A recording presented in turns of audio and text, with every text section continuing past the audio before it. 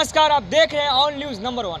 अभी हम रविशंकर प्रसाद सिन्हा जी के आवास पे हैं। जैसा कि आप जानते हैं कि कल कतर से जो भारतीय नौसैनिकों को रिहा किया गया था और कतर से अपने स्वदेश वापस लौटे थे, इसी को लेकर आज प्रेस वार्ता रखे थे रविशंकर प्रसाद सिन्हा जी, पटना के संसद व पूर्व केंद्रीय मंत्री। तो आइए एक रिपोर्ट देखते हैं रविशंकर प्रसाद जी के। आपके विचार के लिए रख रहा हूं जो देश में जाना जरूरी है। कतर से 7 नेवी के जो कैप्टन कमांडर्स फांसी की सजा पर थे वो आज बाइज्जत भारत लौटे हैं। 6 आ गए हैं, 1 आने वाले हैं। और इन सबों ने उतरते के साथ भारत के प्रधानमंत्री का अभिनंदन किया कि उनके व्यक्तिगत इंटरवेंशन के कारण यह संभव हो सका। आपको मालूम है कि जो कतर के सम्मानीय अमीर हैं उनसे प्रधानमंत्री जी ने आग्रह भी किया था, बातचीत भी की थी और फिर अपील फाइल हुई और फिर उसके बाद इनको छोड़ा गया है। ये क्या दर्शाता है? नरेंद्र मोदी की अगुवाई में भारत का जो स्ट्रैटेजिक इंपॉर्टेंस बढ़ा है ये उसका संकेत देता है।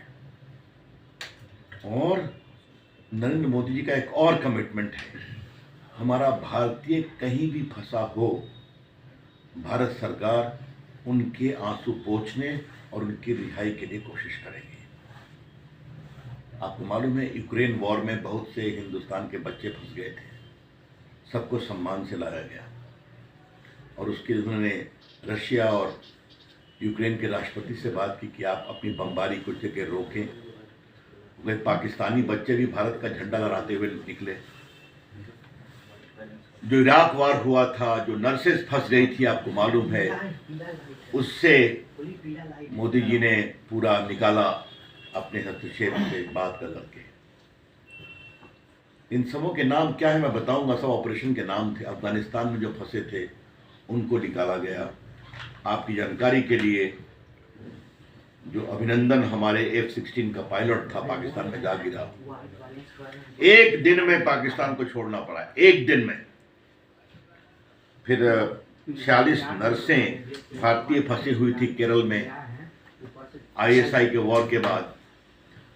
आपको मालूम है उनको भी छुड़ाने में प्रधानमंत्री जी ने व्यक्तिगत पहल की और उनको रिहा किया गया।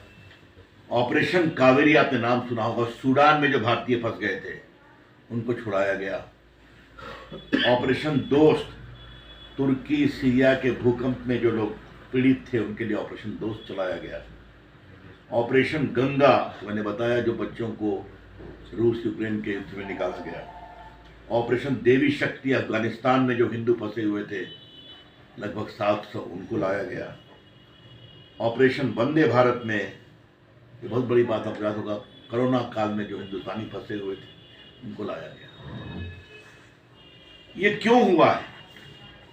ये विपक्षी टॉन्ट करते थे कि नरेंद्र मोदी प्रधानमंत्री बनेंगे तो भारत की फॉरेन पॉलिसी को संभालने का उनका क्या अनुभव है। आज नरेंद्र मोदी की अगुवाई में भारत की विदेश नीति इतनी प्रभावी बनी है कि दुनिया में भारत की ताकत ही नहीं बढ़ी है, भारत का कूटनीतिक महत्व, स्ट्रैटेजिक इंपॉर्टेंस भी बढ़ा है।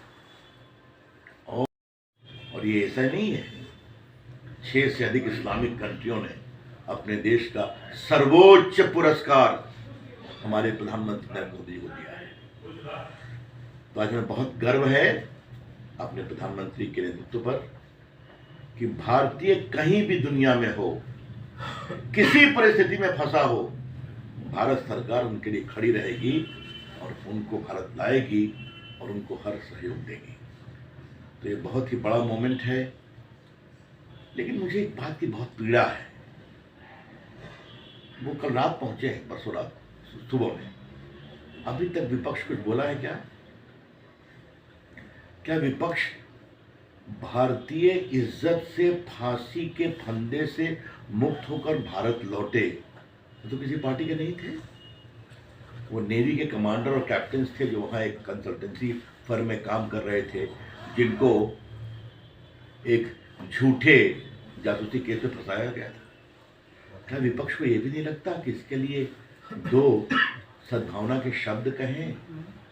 अगर मोदी जी से इतनी उनके नफरत है तो ये भी तो कह सकते थे कि हम उन सारे भारत के जो कमांडर्स, नेवी के कैप्टन्स हैं रिटायर्ड, उनके भारत आने का स्वागत करते हैं। ये क्या मतलब है इसका? विपक्ष हमें कहता है कि हम सोच हमारी छोटी है, नरेंद्र मोदी जी की सरकार की सोच बड़ी है। विपक्ष कितना छोटा है, चाहे वो राम मंदिर का उद्घाटन हो, उसके निमंत्रण को भी तिरस्कार करना। और ये तो क्षमा करें, एक इस्लामिक कंट्री ने छोड़ा था ना, इसमें तो वोट बैंक नहीं है ना। लेकिन मोदी जी की सरकार ने कुछ किया है तो हम कभी उसके लिए साधुवाद कह ही नहीं सकते। ये है इनकी छोटी समझ, ये है इनकी छोटी बुद्धि। इसीलिए अभी तक कर्पूरी ठाकुर को जो सम्मान मिला भारत रत्न का, जो आडवाणी जी को मिला, चरण सिंह जी को मिला, इस पर उन्होंने खुलकर स्वागत किया। तो ये पहला विषय मुझे बताना था। ये तो दूसरा विषय है, कांग्रेस पार्टी को हो क्या गया है? कांग्रेस पार्टी की जो बची कुची ईंटें थी वो भी गिर रही है, दरक रही है। कोई महाराष्ट्र में भाग रहा है, कोई कहीं और भाग रहा है। भागने वालों का लगा हुआ है तांता। फिर भी कांग्रेस के नेताओं की चाहत यही है कि कौन परिवार का व्यक्ति राज्यसभा में जाएगा, किसके लिए सीट खाली की जाएगी जो बची कुची है। और ये चले हैं नरेंद्र मोदी जी को चैलेंज करने और विकल्प की अगुवाई करने। Congress party is a non serious player in the politics of India.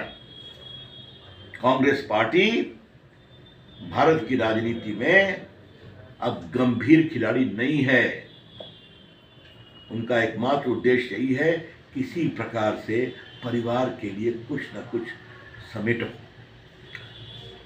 इसलिए उनके सारे सहयोगी भाग रहे हैं और भागते जा रहे हैं। ये कांग्रेस के डीएनए में नहीं है कि सहयोगियों पार्टियों को साथ लेके चलना।